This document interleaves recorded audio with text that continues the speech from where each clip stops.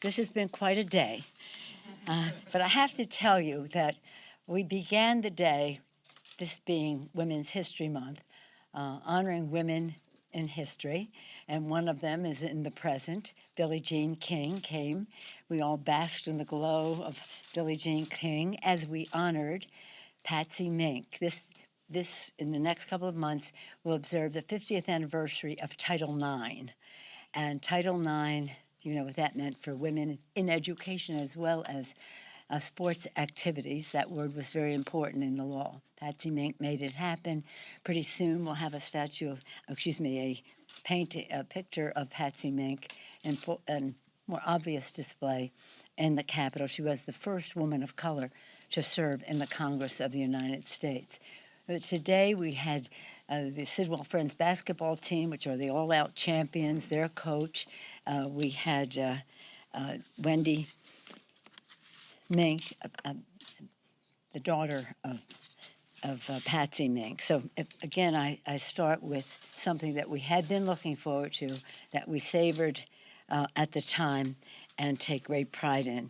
In fact, when I spoke to President Zelensky, I said, Billie Jean King sends you her regards and wants to know how she can help in an event. So here we are with very serious legislation on the floor today, and the legislative process, sausage making that it is, it's working its way. We'll be back on the floor shortly.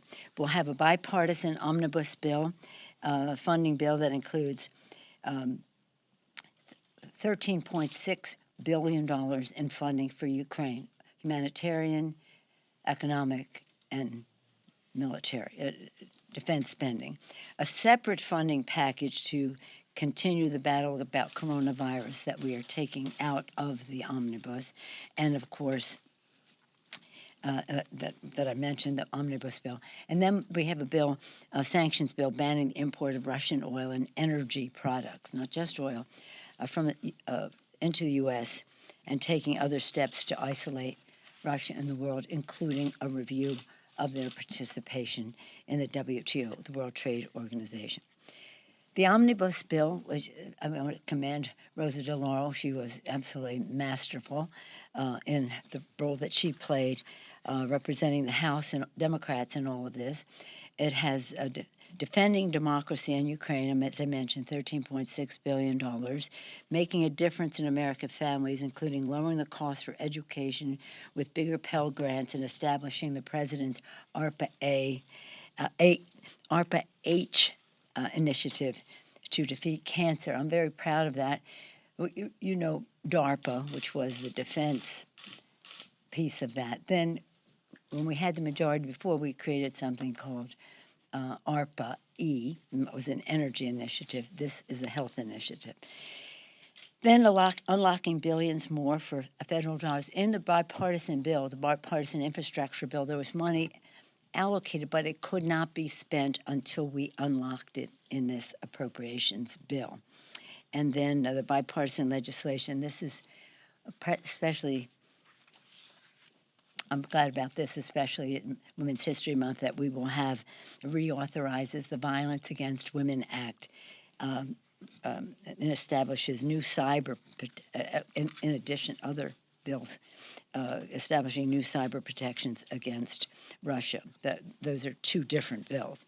But the Violence Against Women Act has not been in effect for a while, so we're very pleased that we had a bipartisan agreement. We had to make some compromises, but that's, again, what legislation is about. On the COVID relief bill, unfortunately, you had to have 60 votes in the Senate, and we couldn't get 60 votes without taking money out of the state allocations that were in the rescue package. And that Republican obstruction required that we pass, now taking it off this bill, to separate legislation containing funding to continue the fight against COVID. The administration's request is essential for continuing the fight against the epidemic. It's really important because it's about our global responsibilities, yes, but in addition to that, it's about therapies that are early interventions into COVID, with that stopping transmissions. Transmissions, as I've said to you before, as you well know, are the place where new variants are created. Again, sadly, the Republicans insisted that every penny for the COVID be offset. And again, we fought to make sure that they didn't take any of the money out of the pockets of localities, but they did insist that it come out of the states. So in any event, we will have our bill on the floor today as well. Well, depending on how long this all takes, but that is the plan. Rules is about to meet. I don't know if they've gone in. They're about to go in, the Rules Committee. They gave notice that they were going in an hour a while ago. We plan to move as quickly as possible. Okay. I had over 45-minute conversation with President Zelensky earlier today.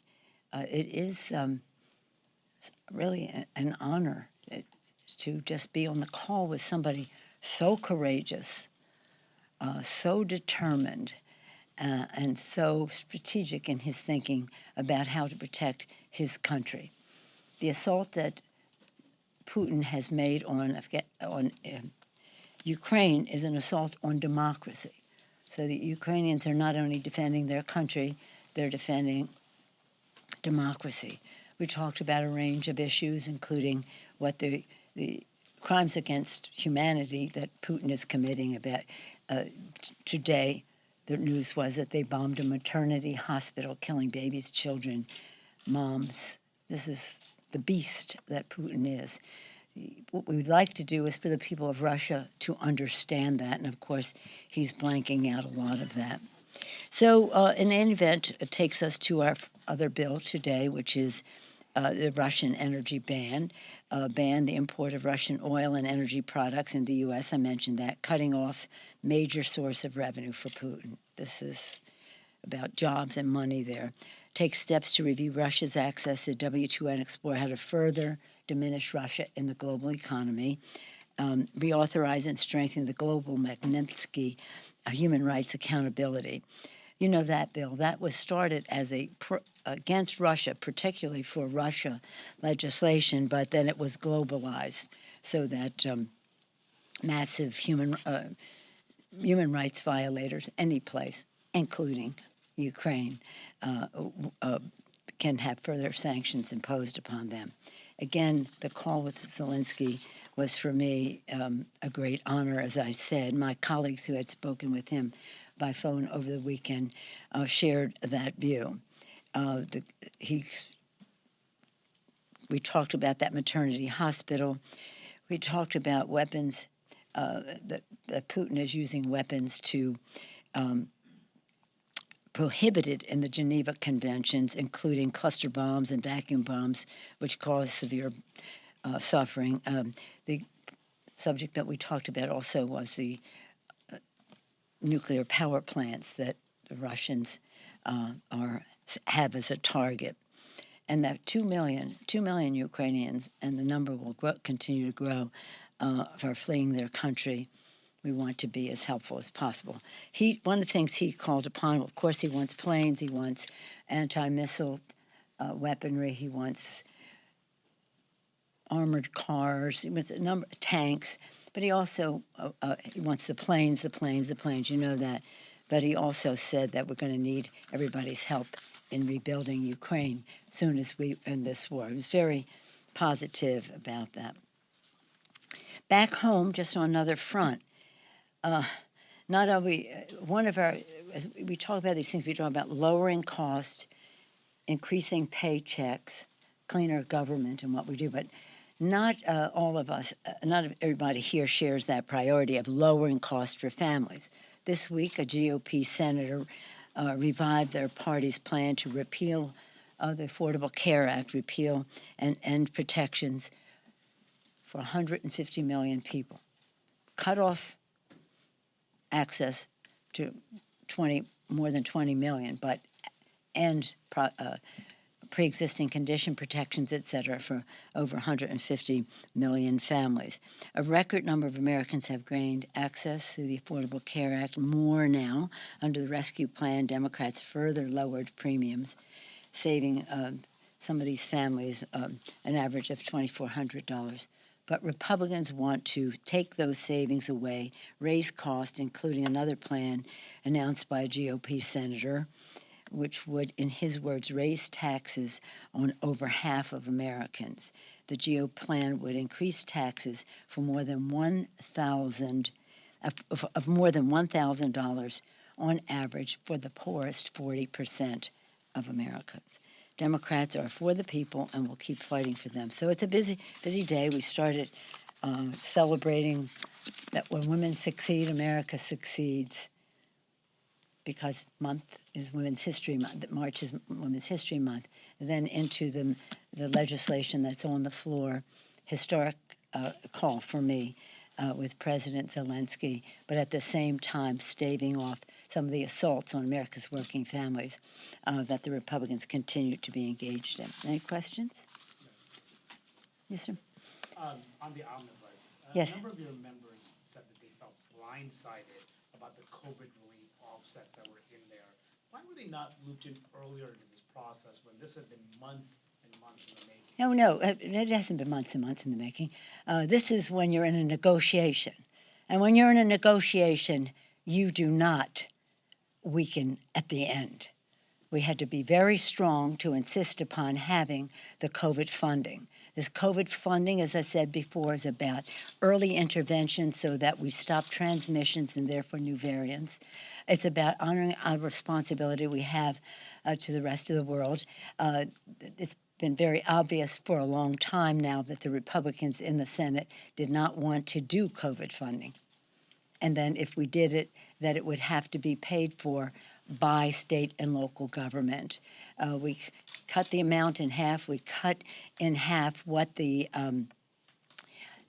would have to be covered by state and local, and just had part of it offset one way, some by state, but not local. States have more asset opportunity to help cover this than local. Local governments have not had the benefit of unemployment going down and so many other things that have given states a little more flexibility in all this. And that's what the Republican senators insisted upon, and that's what it was. Any other questions? Yes, ma'am. On the Yeah. Russian energy bill, Yeah. is the White House supportive of the ways in which it goes further than the actions that they've taken? Well, I don't think they're. We have a strong bipartisan support for the legislation. We want to even do more. We want to do most favored nation, well, now called, what is it called, normal trade relations and stuff. And so it is, no, I think we're all pretty good. We're all pretty good. It is, again, there's people see things, we want planes for Ukraine. In other words, it's all about time. It's all about time. And we've been talking about doing the Russian ban for a while, and we're so pleased that the president has done that. Their bills are not that incompatible. But you're here to legislature. This is a democratic process where people have weighed the equities, expressed their views, and the timing is what the timing is, and the timing on this is March 11th. And so we had to move when we had an agreement. Any other questions? Yes, sir. What's the plan on COVID relief now that it's out of the bill? Are you Yeah. trying to put it into reconciliation? No, we have a bill that's going to be on the floor, hopefully today, just depends. We have a bill that I mentioned that will be on the floor today, and it will really contain what the administration says that we need. It's a separate funding package to continue the battle against coronavirus, largely focusing on the new therapies that are there. Now when we started this conversation about vaccines, it was very sub-zero temperatures with a shelf life that was very short. Now we have pills that have a long shelf life and an early intervention that can intervene and stop the people having to go to the hospital or get sick further, and most importantly, keep them from transmitting, which is the path to a new variant. So we'll have that. We're working on it in the Rules Committee. As soon as they go in, are they in yet? Momentarily, they will be going in, and that will be under the rule to be brought to the floor. we hope that in the course of the debate that it will be today. Yes, ma'am. Just to follow up on the omnibus, you're blaming Republicans for the delay in a situation with the COVID relief, but you didn't have votes within your own party. Do you regret pushing this text out in the middle of the night and now No. That's the way it is. Let's grow up about this, okay? We're in a legislative process. We have a deadline for keeping government open. We have a lively negotiation. It has to be bipartisan. We want it to be bipartisan, but in the Senate, you need 60 votes. So when I say blame, you say blame. I'm saying because you need 60 votes, and they consider that a plus. I don't. If you need 60 votes in the Senate, they have to come to terms. And as I said, it was greatly reduced. We didn't do localities. We did much less attributed to the states, and we had, unfortunately, less money. terms with members of your own party, though? Well, it's a secret that the Republicans have wanted to have. Did you not know that Romney had sent around a letter with all the senators signing it that said we have to take the money out of state and local government? This is not it. What may come as news to someone is that when you subtract money, money is subtracted. So I don't even go there because we are in a negotiation. Great things were accomplished. Rosa DeLauro was masterful. Senator Leahy as well. Even working with the Republican leadership, we came up with a bill. It's $1.5 trillion that will be spent this year. And there has never been a bill. Let me just be very clear. There has never been a bill that when it comes forward, and usually, well, it wasn't the dark of night. It was sometime last night. When it comes forward that somebody, I didn't get what I wanted in the bill. You're telling Noah about the flood. I didn't get what I wanted in the bill. So I say to my members, yeah, that's a negotiation, and that's the way it is. And look at what is in the bill and what it does for America's working families, what it does for Ukraine, what it does, that so much needs to be done as opposed to what you don't like about the bill. So we will pass a bill that gets it all done, and we will continue to work on that. But as long as we need 60 votes in the Senate, members are going to have to know there have to be compromises. Jake? Did you agree with their qualms? I mean, people. You know what? I answered that question. You got something else on substance or something? Because That's pretty substantive. well, it isn't substantive. It's process, and what we're talking about is policy here. We're talking about policy here, and maybe if you're just waiting around hearing what's happening, you don't understand that every line in the bill is a negotiation. That we're talking about the defense of our country. And some people don't like that we're spending so much, and how is it spent? We're talking about measuring the strength of our country by health, education, the well-being of our children and our families, the protection of our planet, and the rest in terms of the environment. And with this president, this Joe Biden, this president, with justice, environmental justice, economic justice. So much has been accomplished that some of the governors are complaining that they're getting some of their money, while many of them are enjoying slush funds in all of this. Now, let me just say this. You want to talk process? Who had all of the grief that you all had to hand out from your station especially, or whatever you call it, cable, that I was holding up the checks going to people in September and October. And isn't that a shame, because something is better than nothing? Well, I don't go there. I said to President Trump, you do state and local, you do the other things we have to do for America's working families, you have your checks. But I'm not giving you your check for nothing, because they fought state and local every step of the way in this new budgeting. It wasn't until Joe Biden became president that we were able to get the state and local. And that was something that was my fight. As a daughter of a mayor, as a sister of a mayor, I insisted that we have that state and local. A lot of senators are governors, and they were governors, and they like the state. That's good. But we cannot depend on the states to distribute the money, especially in some of the states. So I hold no,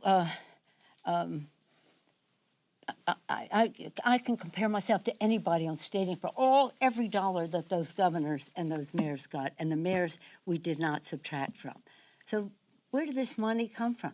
I know one person said he was going to vote against the bill. He didn't even vote for the bill that gave the money. So, you know, you want to talk this stuff.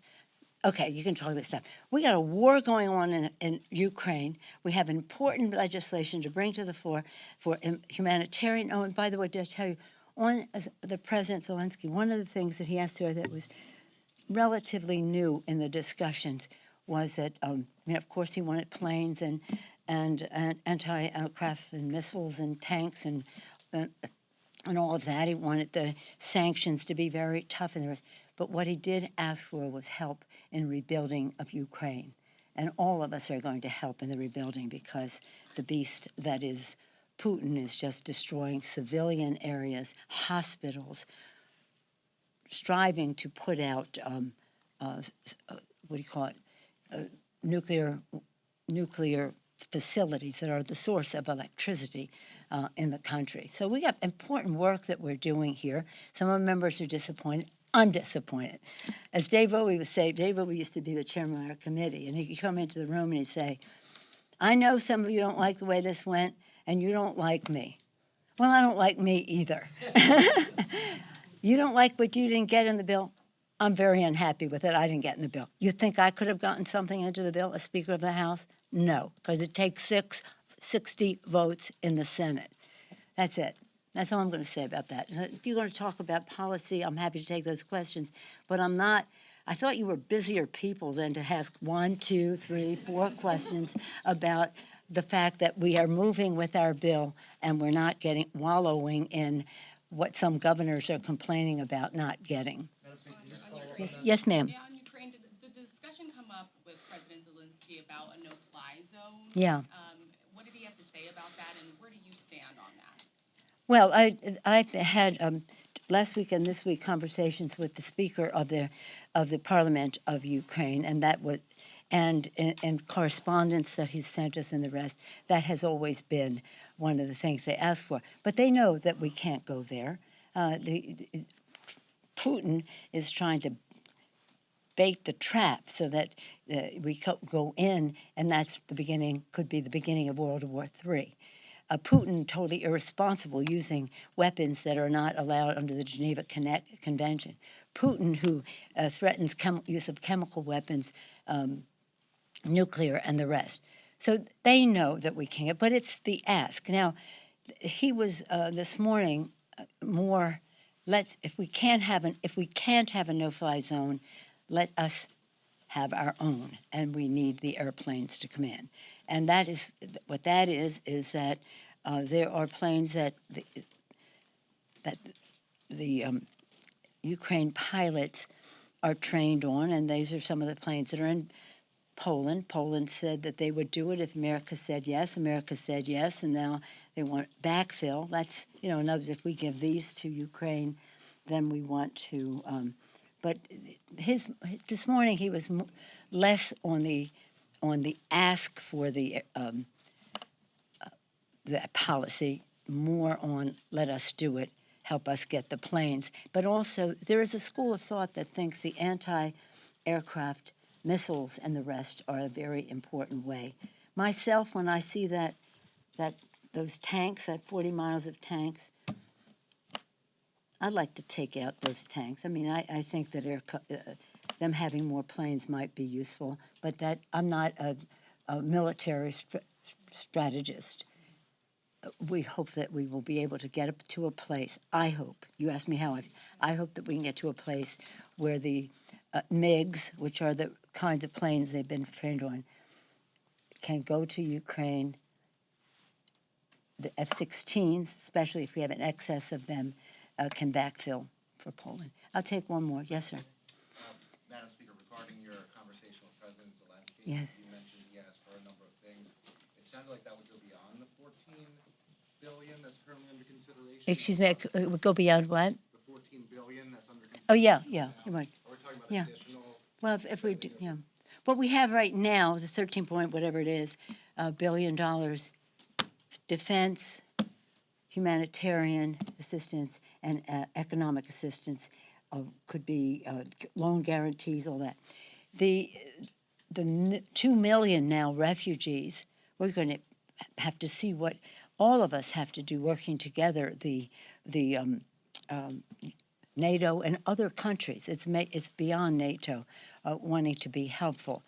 So we'll just see what it is. And of course, in the rebuilding of the country, the loan guarantees will be helpful, but all of us will have to do more. But we'll see what it is and how long this war takes, because when you're talking about rebuilding, bless his beautiful soul and courage, you're talking about winning a war and moving on from there. I'm just going to close and tell you this because you reminded me of it. When I was in school, I attended the inauguration of John F. Kennedy. Were any of you alive then? You were alive, but you weren't there. You were not too young to be there. You were in sixth grade? Well, I was in school too, but I won't go into the grade.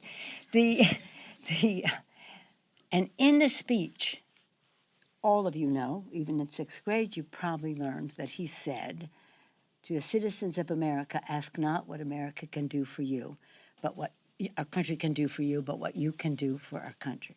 Remember that? You know that? Okay. The very next line, being majoring in political science and all that, the very next line is what I took away. The very next line is, to the citizens of the world, ask not what America can do for you, but what we can do working together for the freedom of mankind. And that's what President Biden has been doing, working together. And some of the initiatives that go forward, others take the lead, some, but we are all on the same page. And when we were in Munich for the Munich security conference just a couple weeks ago, week and a half or so, people were so complimentary. We met with heads of state, heads of this, heads of that, so complimentary of our president and how collaboration, working together, not condescension or any collaboration. So I'm very proud of where the president has gotten us on this. We're very sad about the brutality of the beast, Putin, and that he has committed war crimes. And I'll just close this one last thing because it's your business. What he's doing with messaging, I think I told you this before, the president of Moldova said they're communicating a message, a bad message about Ukraine into Moldova. The president of Kosovo saying the Serbians and the Orthodox, with the Russian propaganda. Other countries have told us that the Russians have been very active in trying to paint Ukraine as the villain in all of this. Can you imagine that? Can you imagine that? So again, we are at a very difficult time because democracy is under assault by a person who has no values. We have to use everything at our disposal, whether it's economic sanctions to cripple their economy, whether it is cutting them off in other ways in the economy, whether it's supplying Ukraine with what they need. So forgive me for my impatience when we have all of this at hand and you have 4 questions about shouldn't somebody have told somebody about something sooner because they didn't know about it. Okay? Thank you all very much. I have the greatest respect for each and every one of my members. They're representatives. They represent their districts. That's their job title. That's their job description. But right here, we're in a battle. And what has come out of this legislation, this omnibus for America's working families is something quite remarkable, and it will be bipartisan. And that means it needs 60 votes. In the Senate. Happy Women's History Month to all of you. I'm sorry you didn't see Billie Jean. It was live streamed. It was quite remarkable. And Bobby Scott, who was on the program because he's one of our champions of Title IX, he turned to me when the program was starting. He said, I know we have Billie Jean King here because she was the top tennis player in the world.